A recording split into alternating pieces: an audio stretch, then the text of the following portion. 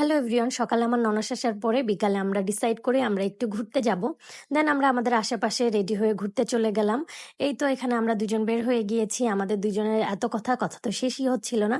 দেন আমরা একটু ভ্যানে উঠে নিই এবং আমরা পা দুলিয়ে দুলিয়ে বাতাস খেতে খেতে যাচ্ছিলাম।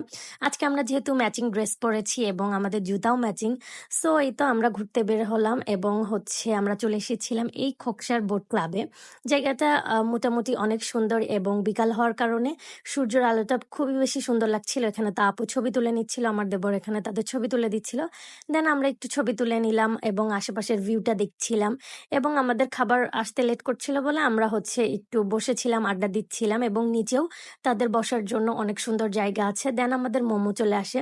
সত্যি বলতে আমরা ঢাকায় যেহেতু মোমো খেয়ে খেয়ে অভ্যস্ত, এজন্য ঢাকার বাইরে তেমন মোমো আমাদের পছন্দ হয় না, বাট এটা এভারেজ ছিল। তো যাই হোক, দেন আমরা এখান থেকে চলে আসি।